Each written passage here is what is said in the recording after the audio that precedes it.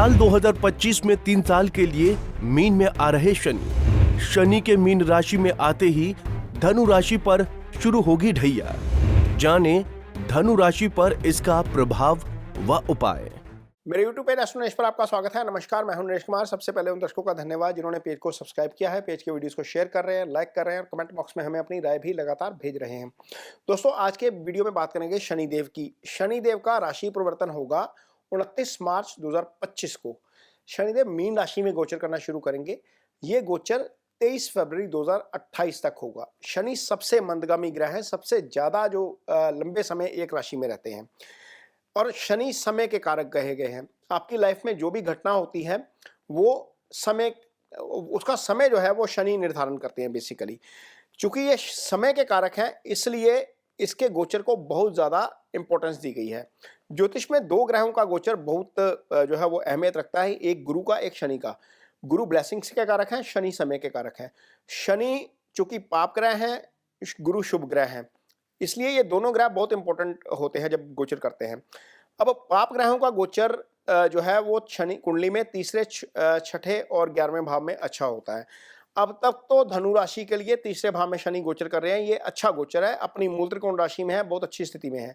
लेकिन जैसे ही शनि चौथे भाव में आएंगे ये ढैया शुरू कर देंगे आपके ऊपर। शनि की ढैया आपकी कुंडली में जो है वो जब शनि चंद्रमा से चौथे भाव में आते हैं या अष्टम भाव में आते हैं तो ढैया मानी जाती है। शनि कुंडली में 12वें भाव में हो, शनि चंद्रमा के ऊपर से हो, शनि चंद्रमा से एक घर आगे हो तो शनि का जो है वो 7.5 समझी जाती है। जो धनु राशि के जातक हैं इन्होंने कुछ समय पहले ही शनि की 7.5 से मुक्ति पाई थी।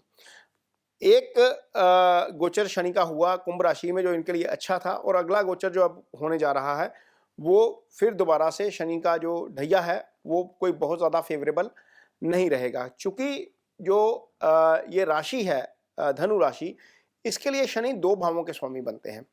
जो दो भाव हैं ये दोनों ही अच्छे भाव नहीं हैं, इसलिए धनु राशि के जातकों के लिए शनि का जो गोचर होता है या शनि की जो दशा होती है वो फेवरेबल साबित नहीं होती। इसका कारण यह है कि जो दूसरा भाव होता है उसको हम मारक स्थान बोलते हैं। ये मारक स्थान है, इसके शनि स्वामी बन जाते हैं धनु राशि के जातकों के लिए।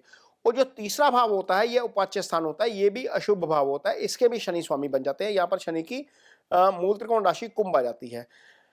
अष्टम भाव से हम आयु का विचार करते हैं कुंडली के, और यदि अष्टम भाव से हम काउंट करना शुरू करते हैं तो तीसरा भाव जो होता है वो अष्टम से अष्टम आ जाता है, तो उस लिहाज से भी ये अच्छा भाव नहीं होता।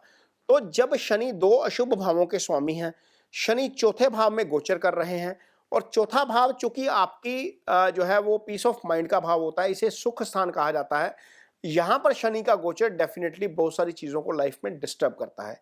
इस वीडियो में आपको ये बताएंगे कि शनि अब यहाँ पर जब चौथे भाव में आएंगे तो कौन से एरिया जो है वो लाइफ के उनको डिस्टर्ब कर सकते हैं, कहाँ पर शनि की दृष्टि पड़ेगी जो आपको परेशान कर सकती है, फिजिकली परेशान कर सकती है, मानसिक परेशान कर सकती है, उससे कैसे बचा जा सकता है ये चीज़ बताएंगे। चूंकि ये अभी इवेंट आना है, अभी गोचर 9 महीने बाद है लगभग, तो उससे पहले हम इस स्थिति के लिए खुद को कैसे तैयार कर सकते हैं, ये धनु राशि के जातक थोड़ा सा समझने की कोशिश करिएगा।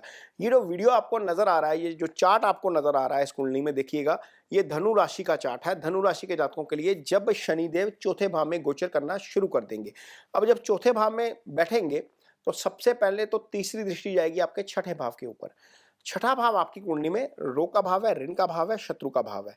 अब शनि जब यहाँ पर गोचर कर रहे हैं और यहाँ पर चौथे भाव में गोचर कर रहे हैं, दृष्टि छठे भाव के ऊपर जा रही है, तो ये तीनों भाव, तीनों सिग्निफिकेंस जो है वो लाइफ के एक्टिव हो जाते हैं।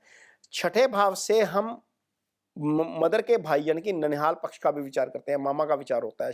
शनि जब यहाँ पर दृष्टि देते हैं तो इस भाव से, इस एरिया ऑफ लाइफ से संबंधित भी परेशानियाँ होती हैं। शनि छठे भाव से हम आपके अंडर जो एम्प्लॉय काम करते हैं उनका भी विचार करते हैं। जितने भी नौकर चाकर होते हैं हमारे पास, जितने भी एम्प्लॉय हमारे पास होते हैं, उनका विचार छठे भाव से किया जाता है। तो छठा भाव जब शनि के प्रभाव में आ जाएगा तो करना क्या है, सबसे पहले तो ये करिएगा कि किसी की भी गारंटी मत लीजिएगा।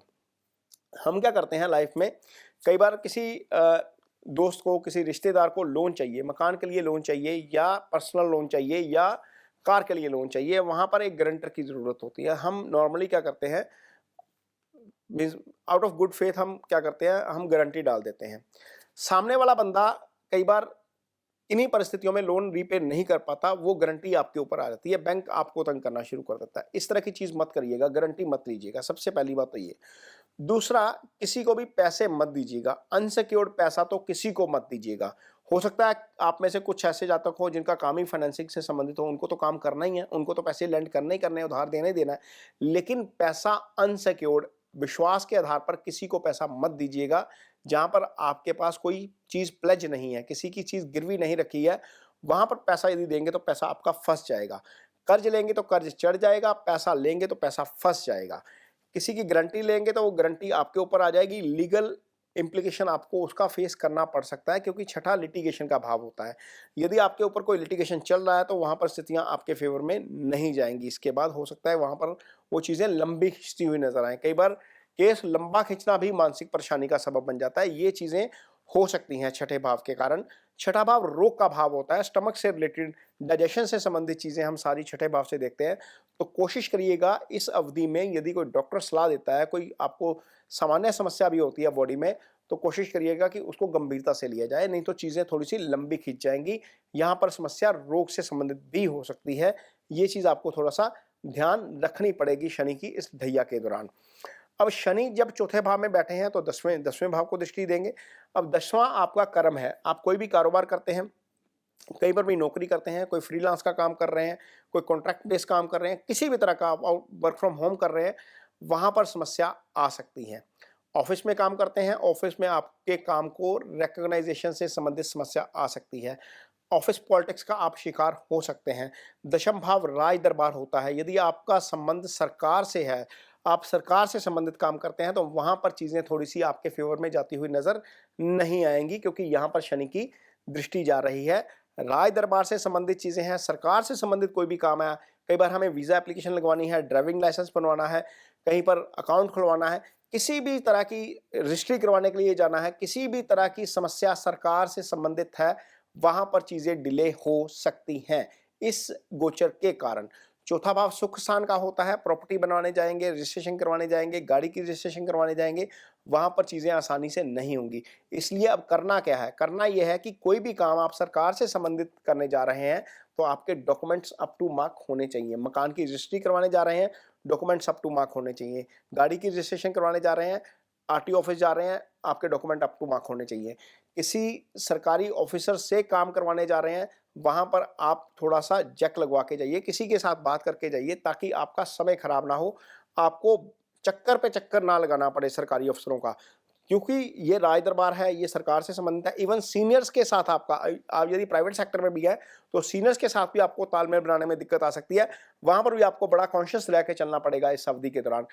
राज दरबार का मतलब है कि सरकार से भी हो सकता है, नॉन गवर्नमेंट भी हो सकता है। आपका जो सीनियर है, जो ऑफिस में भी है, कहीं पर भी है, वो आपके लिए सत्ता है, वो आपके लिए डिसीजन मेकिंग अथॉरिटी है, वहां पर आपको समस्या आ सकती है। ये चीज का जरूर ध्यान में रखिएगा, इस बात को जरूर ध्यान में रखना पड़ेगा इस ढैया के दौरान। जब शनि का गोचर चौथे भाव में होता है तो शनि की एक दृष्टि जाती है आपके दशम भाव, आपके चंद्रमा के ऊपर। आप देखिए, ये जो कुंडली आपको नजर आ रही है, धनु राशि जो है, इसके ऊपर शनि की दृष्टि जाएगी जब शनि मीन राशि में गोचर करेंगे।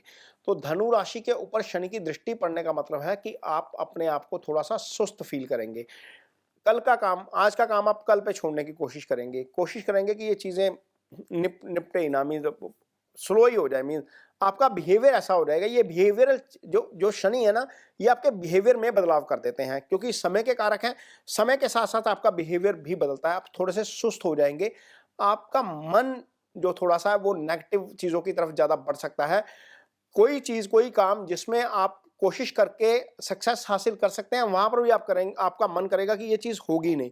मैं कई बार हमारा एटीट्यूड, कई बार बिहेवियर ऐसा हो जाता है, हम किसी भी विषय के ऊपर, किसी भी सब्जेक्ट के ऊपर, किसी भी काम के ऊपर नेगेटिव पॉइंट को ज्यादा पिक कर लेते हैं, हालांकि उस विषय के ऊपर, उस काम के पीछे बहुत सारी चीजें पॉजिटिव भी होती हैं।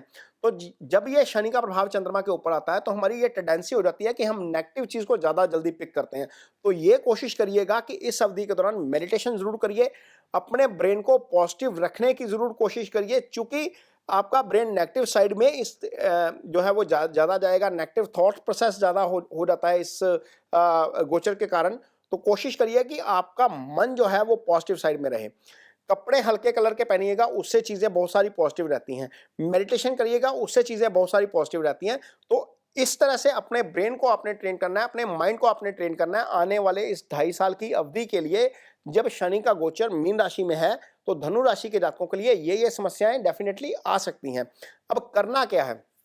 करना यह है कि शनि की जो 7.5 के उपाय हैं, वही शनि की ढैया के भी उपाय होते हैं। शनि की ढैया के लिए आप क्या कर सकते हैं? सबसे पहले तो शनिवार के दिन शाम के समय, क्योंकि शनि के रेमेडीज हमेशा शाम के समय की जाती है, काले उड़द की दाल दान कर सकते हैं। सबसे पहला तो ये रेमेडी है, ये सिंपल रेमेडी है। इसकी मात्रा कहीं मेंशन नहीं है शास्त्र में। आपकी कैपेसिटी, आपकी अफोर्डेबिलिटी यदि 100 ग्राम की है तो 100 ग्राम करिए, आपकी अफोर्डेबिलिटी एक बोरी की है तो बोरी करिए। इसमें कहीं कोई दिक्कत नहीं है, शास्त्र में कहीं कोई मेंशन नहीं किया गया। दूसरी चीज क्या कर सकते हैं? शनिदेव के मंदिर शाम के समय जाना है, शिला के ऊपर सरसों का तेल अर्पित कर सकते हैं। छाया पात्र लीजिए, उसमें अपना फेस देखिए, वो तेल अर्पित करिए। ये शनिदेव की दूसरी रेमेडी है।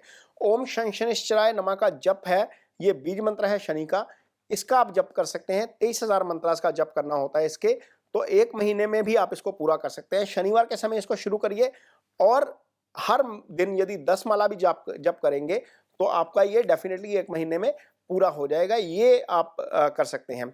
चौथी चीज आप क्या कर सकते हैं? कपड़े तो मैंने बता दिया कि हल्के रंग के पहनिए, इससे आपको डेफिनेटली फायदा होगा। चौथी चीज, आपके अंडर जो लोग काम करते हैं, जो सबॉर्डिनेट हैं, यदि आप ऑफिस में सीनियर हैं या कहीं पर भी आपका अपना कारोबार है, तो जो आपका स्टाफ है उसके साथ आपका बिहेवियर जो है वो कॉर्डियल होना चाहिए। वहां पर थोड़ा सा डांट टपट से काम कम लीजिए। शनि मासिस के कारक हैं, मासिस को जितना आप खुश रखेंगे उतना शनि आपका डेफिनेटली अच्छे रिजल्ट देगा, और ये जो ढैया आ रही है उससे आप डेफिनेटली इजिली पार निकल जाएंगे। तो ये धनु राशि के जातकों को जो शनि की ढैया आएगी उसके लिए थोड़ी सी रेमेडीज हैं। कुछ चीजों का ध्यान रखना पड़ेगा, कुछ के लिए आपको मानसिक तौर पर खुद को तैयार करना पड़ेगा। ये इसका प्रभाव रहेगा। ये वीडियो आपको कैसा लगा, इस पर कमेंट बॉक्स में अपनी राय जरूर दीजिए। यदि ये वीडियो अच्छा लगे तो उसे शेयर जरूर करिए, पेज को सब्सक्राइब जरूर करिए। इसके साथ ही मुझे दीजिए इजाजत। नमस्कार।